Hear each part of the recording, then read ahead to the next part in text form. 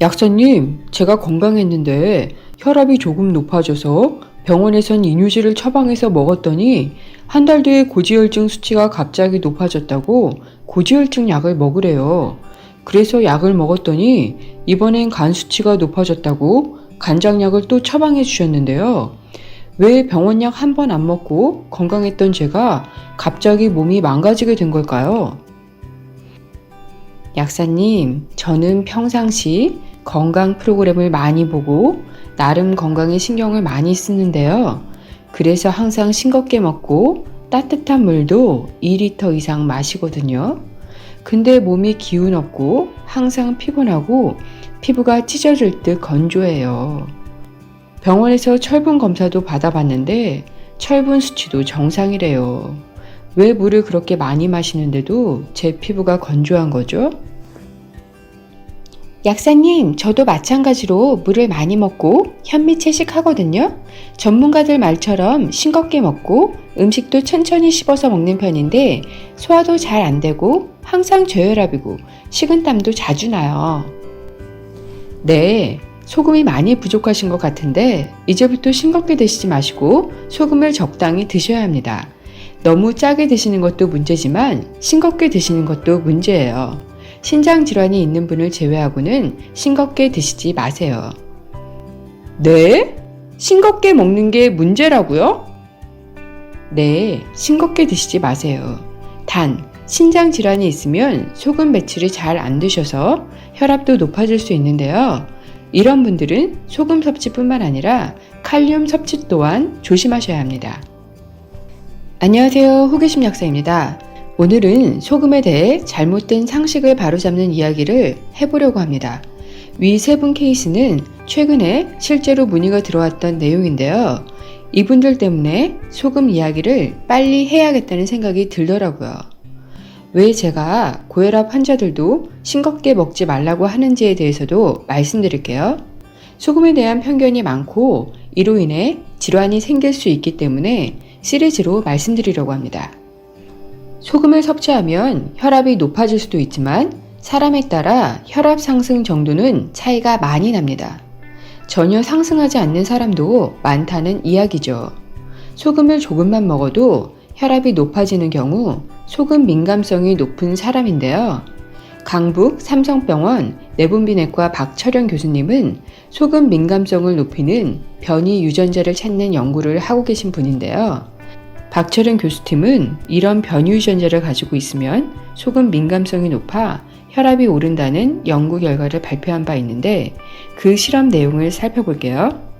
18세부터 65세까지 성인 남녀 101명을 대상으로 일주일간 소금 5.6g이 첨가된 저염 식사를 하게 하고 24시간 활동 혈압을 잰 뒤 다음 일주일 동안 소금 16.8g의 고염 식사를 하게 하고 활동 혈압을 쟀습니다. 그 결과 27.7%에 해당하는 28명이 고염 식사 후 혈압이 4mmHg 이상 증가해 소금 민감성이 높은 것으로 발표했고요. 28명의 유전자 검사 결과 변이된 STK39와 ATP2B1 유전자 등 소금 민감성을 높이는 유전자를 가지고 있는 경우가 많다고 발표했습니다. 여기서 잠깐 밀리미터 Hg는 밀리미터 수은주라고도 읽고 토르라고도 읽는데요. 밀리미터 수은주가 너무 길어서 토르라고 짧게 읽겠습니다. 이 연구 결과를 분석하기 전에 세계보건기구 WHO가 권장하는 하루 소금 섭취량은 5g이고 나트륨만으로는 2g입니다. 우리나라 국민이 평균적으로 하루 9.8g 정도를 섭취한다고 하고요. 인스턴트 음식이나 패스트푸드를 즐겨 먹어서 소금 섭취량이 많은 사람의 경우 하루 12에서 15g까지도 섭취한다고 합니다. 소금 5g은 저염식을 하는 분의 경우고요. 일반적인 식사를 하는 분의 소금 섭취량은 10g 정도, 소금을 많이 섭취하는 분은 15g 정도라는 거죠. 이런 대략적인 소금 섭취량을 아셔야 논문에 나온 소금의 양을 짐작하실 수 있어서 말씀드렸습니다. 저염식을 했을 때와 고염식을 했을 때 27.7%만이 혈압이 4토르 이상 상승했는데요. 이 말은 고염식을 해도 72.3%는 혈압 상승이 없었다는 이야기죠. 즉, 고염식을 해도 혈압이 상승하지 않는 사람이 훨씬 많다는 이야기입니다. 변이 유전자가 있거나 콩팥 기능이 떨어지거나 폐경 이후 여성 호르몬 분비 저하가 있을 때 소금 민감성이 있을 수 있고 혈압은 상승할 수 있습니다. 그럼 소금 민감성이 있다는 27.7%의 환자들을 한번 살펴볼까요? 소금 민감성이 있다는 혈압 상승의 기준이 4토르입니다. 고혈압이신 분들은 혈압 측정을 해보시면 아시겠지만 4토르는 실제 조금만 움직여도 말을 해도 약간만 힘을 줘도 올라갈 수 있는 수치입니다. 나이가 많을수록 혈관 탄력이 떨어져서 천천히 거실 한 바퀴만 걸어도 10토르는 올라가거든요. 이런 상황에서 소금 민감성을 나타내는 기준인 4토르가 의미가 있을까요? 의미 있는 수치로 기준을 높인다면 소금 민감성이 있는 사람은 10%도 되지 않습니다. 실제 문제가 될 정도로 소금의 영향을 받는 분들이 적다는 거죠. 본인이 소금 민감성이 얼마나 되는지 알고 싶으시다면 혈압이 10토르 상승해도 별 문제가 되지 않으니 직접 테스트해 보시기 바랍니다. 제 경우에는 소금에 대한 영상을 준비하면서 소금을 1티스푼씩 하루 3번 물에 녹여 먹어봤지만 혈압 상승이 거의 되지 않더라고요. 일부러 많이 먹었지만 부종도 없었고요. 또 이 연구에 대해서 의문이 들었던 것 중 다른 하나는 정제염을 썼는지 아니면 천일염을 썼는지에 대해서도 궁금했습니다. 정제염은 각종 미네랄이 결핍된 NaCl 그 자체죠. 일반 천일염과는 너무나 많은 차이가 있습니다. 천연소금도 어느 지역에서 어떻게 생산했느냐에 따라 100g당 칼륨이 0인 것도 있고 960mg인 것도 있거든요. 이 말은 연구에 어떤 소금을 썼느냐에 따라 결과도 달라질 수 있다는 거죠. 어떤 종류의 천연소금이냐에 따라 결과가 달라질 수 있는데 아무래도 실험인지라 정확하고 일관된 결과를 내기 위해 정제염을 쓰지 않았을까 하는 의문이 들었는데요. 정제염의 경우 미네랄도 결핍되어 있고 칼륨 역시 들어있지 않습니다. 천일염은 나트륨, 칼륨, 칼슘, 마그네슘, 그 외 미량 원소 등 각종 미네랄이 풍부하고 이 풍부한 미네랄이 혈압 상승을 어느 정도 억제할 수 있습니다. 현대인의 식생활 중 소금의 양이 문제를 일으키는 것은 대부분 가공식품에 있습니다. 가공식품 뒷면을 보시면 천일염이 아닌 정제염을 씁니다. 가공식품을 많이 먹을수록 정제염을 많이 먹게 되고 미네랄 균형이 완전히 깨져 더 많은 혈압 상승을 가져옵니다. 우리나라는 삼면이 바다로 염전이 발달되어 있죠. 소금을 사려고 마트에 가면 대부분 천일염을 판매합니다. 정제염이라고 써있는 것은 찾아보기 힘듭니다. 하지만 WHO의 기준 설정에 영향을 많이 주는 북미 국가의 경우 판매하는 소금의 대부분은 천일염이 아닌 정제염입니다.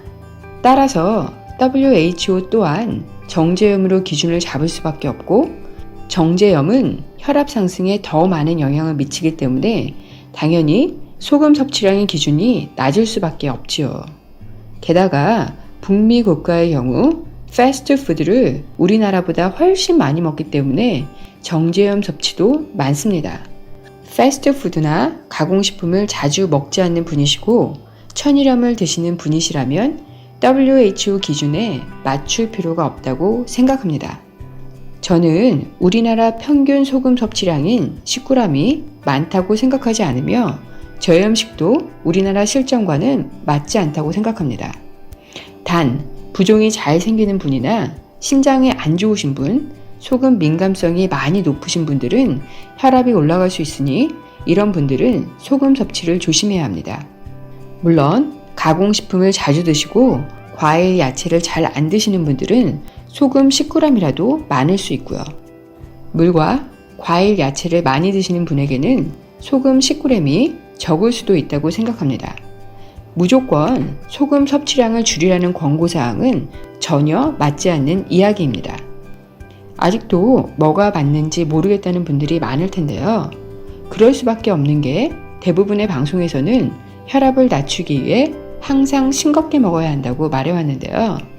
그래서 한 가지 연구 자료를 더 보여드리겠습니다. 소금을 적게 먹을수록 고혈압 유병률이 낮은지, 소금을 많이 먹을수록 고혈압 유병률이 높은지에 대한 대규모 연구 자료입니다. 1988년에 발표한 인터솔트 연구로 전 세계 52개 지역에서 20에서 59세 남녀 약 1만 79명을 대상으로 실시했는데요. 인터솔트 연구는 소변 내 염분 배설량과 고혈압 유병률 간에 상관관계가 없다는 것을 보여줍니다. 이 그래프를 살펴보실까요?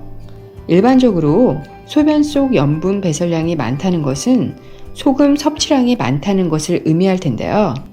소금 섭취량이 많을수록 고혈압 유병률이 높다면 분포도는 아래와 같이 나올 듯 합니다. 하지만 실제 분포도는 다음과 같이 나왔는데요. 염분 섭취율이 비슷해도 유병률은 큰 차이를 보이기도 하고 염분 섭취율이 높은 지역이라도 고혈압 유병률이 낮기도 합니다. 또 염분 섭취율이 높은 지역이 염분 섭취율이 낮은 지역에 비해 고혈압 유병률이 더 낮기도 합니다.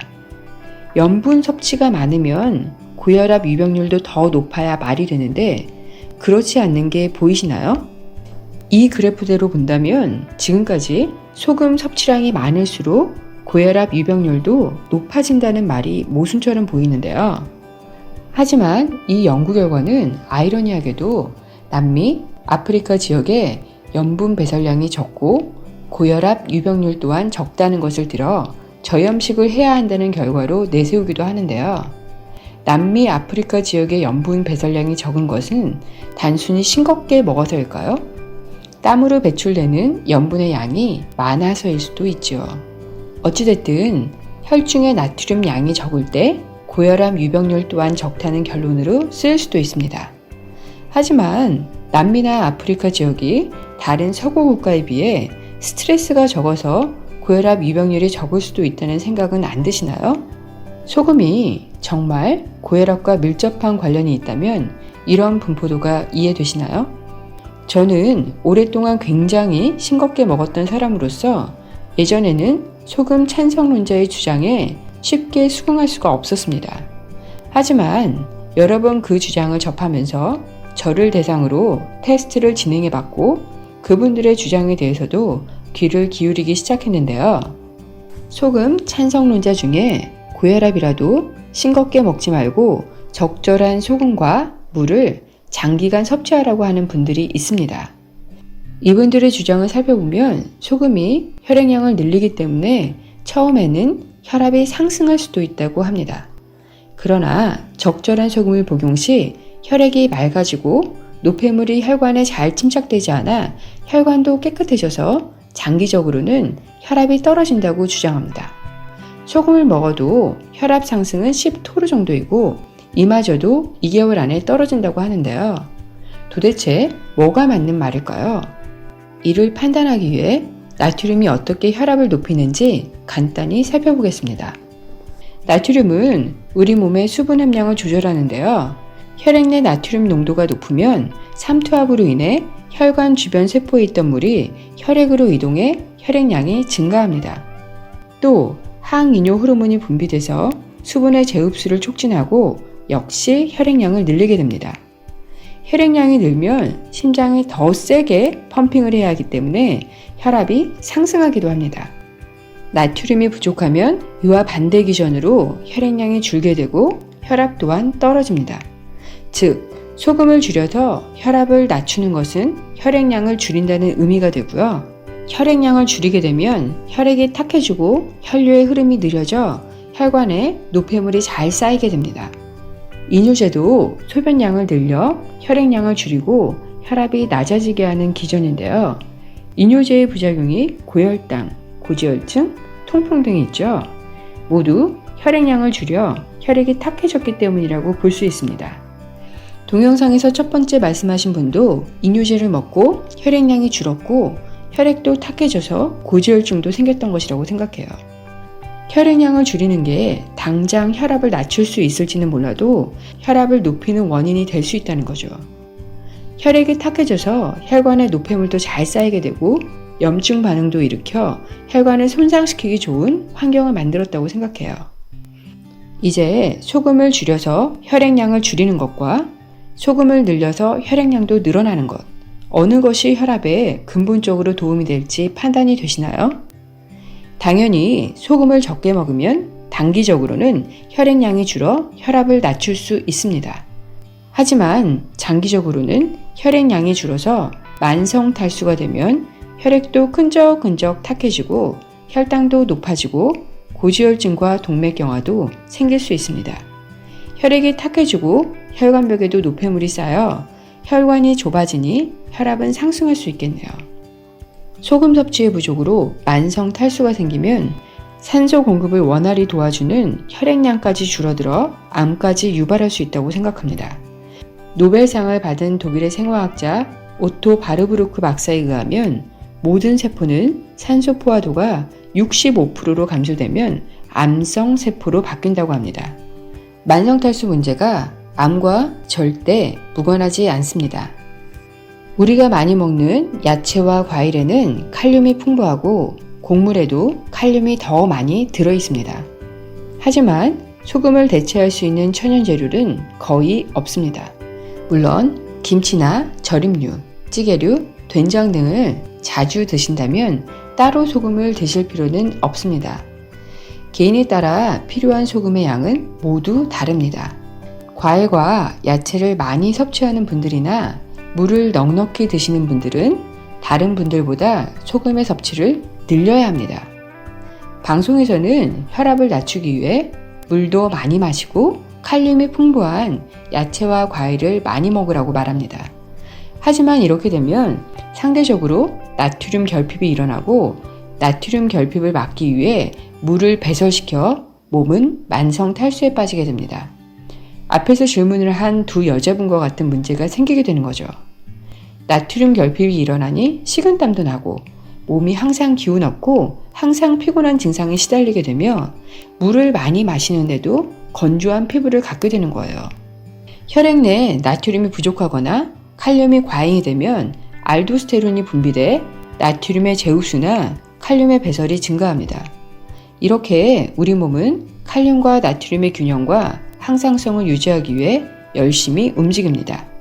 즉, 나트륨 결핍은 칼륨의 과잉을 의미하고 칼륨의 결핍은 나트륨의 과잉을 의미합니다. 칼륨과 나트륨은 반드시 균형을 이루어야 합니다. 과일과 야채를 많이 먹어 칼륨 섭취를 늘리고 나트륨 배출을 늘리는 게 건강한 몸을 만드는 비결은 절대 아닙니다. 칼륨 섭취가 많은 만큼 나트륨 섭취도 늘려야 합니다. 만성 탈수는 정말 중요한 문제입니다. 고혈압이 있는 분들에게 짜게 드시라는 말이 절대 아닙니다. 저염식을 하지 말라는 말입니다. 짜게 드시지 마시고 적당히 간을 해서 맛있게 드셔야 합니다. 물도 넉넉히 드시고요. 그래야 만성 탈수를 막을 수 있고 악순환의 고리를 끊을 수 있습니다. 시청해주셔서 감사합니다. 앞으로도 좋은 영상을 올릴 수 있도록 구독과 좋아요 많이 눌러주시고요. 항상 건강하시고 행복하세요. 감사합니다.